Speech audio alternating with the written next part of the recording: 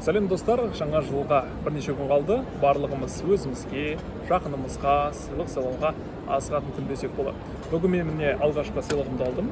Досым, жерлесім осындай кітап сыйға тартқан екен. Ол қыз өзі кітап сатумен айналысады. Төменде белгілеп кетемін, сол арқылы тапсырыс берсеңіздер де болады. Енді мынандай әдемі кітапты былай да беруге болады, бірақ осылай кітап қоятын болса, ол әрине адамға бір көңіл күй сыйлайды десек болады. Сыйлық екендігін көрсетеді. Сондықтан көпшілік ойда болады ғой, мысалы арнайы қорапшаға салмай қоюға болады деген секілді, бірақ оның өзі қатты қымбат емес. Бірақ неге орасаңыз да арнайы сыйлық қорапшасына салып берсеңіз де ол бір настроениені көтереді. Сондықтан сол мәселені өзім де қолданамын, сондықтан дұрыс деп ойлаймын. Мына кітапты қазір ашып көрейік. Мен қазір оқып жүрген кітап ол трансгуманизм инк деп аталады. Авторын білсеңіздер төменге жаза кетіңіздер, болмаса өзім комментарийде көрсетіп өтемін. Chicken soul for the soul дейді. Куриный бульон для души, сила да. Мына кітапты көпшіліктен естігенмін, бірақ оқымаппын, сондықтан Құралайға рахмет, міндетті түрде оқып, кейін бәлкім Фейсбукқа немесе Инстаграмға өзімнің пікірді жазып өтемін. Бұл енді маған берілген сыйлық. Мен өзім алған сыйлықтардың арасында қарындасыма қандай сыйлық аламын, өйткені бұған дейін біраз нәрсені сыйладым. Ойлана келе аптекаға кірген кезде маска алуға қарапайым есіме түсті. Көбіне кішкентайлар тісін жууды ұмытып кетеді, немесе тісін тазалағанды қатты ұнатпайды. Сондықтан қызықтыру үшін мен өзім қолданбаймын, бәлкім қолданып көру керек те шығар. Электронный тіс щеткасы. Арнайы CS Medica деген компаниядан берді. Бұл компанияны мен білмеймін, бірақ жаңағы аптекада ресми осындай өзім балама, алып бердім кішкентай балама деп осыны ұсындым. Енді базарда емес, немесе басқа қара нарықта емес, ресми аптекада сатылғандықтан дәріханада сеніп алдым. Мінекей былай, сырты бағасы 7000 шамасында. Ал кітапқа келетін болса, кітап шамамен енді әртүрлі бағада, мысалы 2000-нан басталып, 3000-нан басталып солай болу керек. Мұнан бағасы көпшілікті қызықтырса, сол 7000 теңге.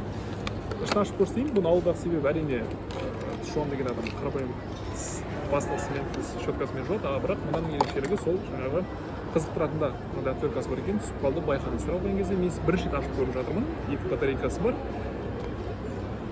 Ашып көрмедім, сондықтан мұны былай қарасаңыздар білінеді. Артында инструкциясы бар. Яғни бірінші қолданып жатқан адамда қолданылады деген ойдамын. Келесі сыйлық тағы да қарындасыма, асына ол сыйлық жеңгесінен. Жеңгесі сыйлаған сыйлық. Так, мынандай жіп.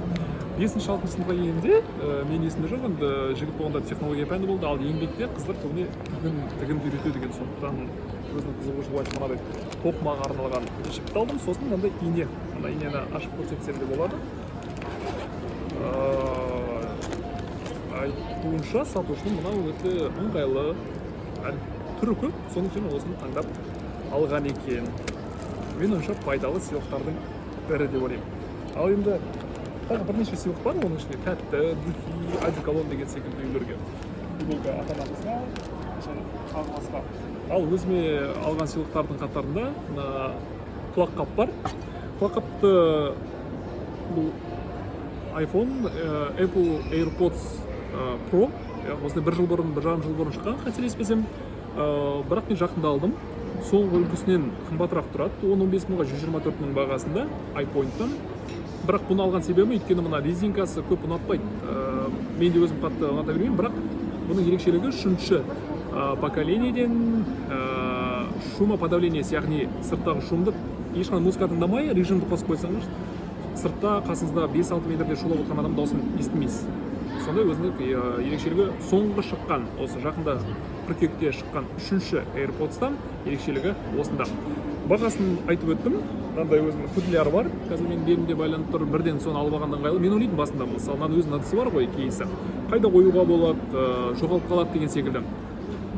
Сол кейсті 7000 теңге сатып алдым. Беліңізге байлап қоясыз, қалтада топайып тұрмайды, тағы басқа өте ыңғайлы екен. Рахмет, егер ұнаған болса, лайк басыңыз, пікір жазыңыз.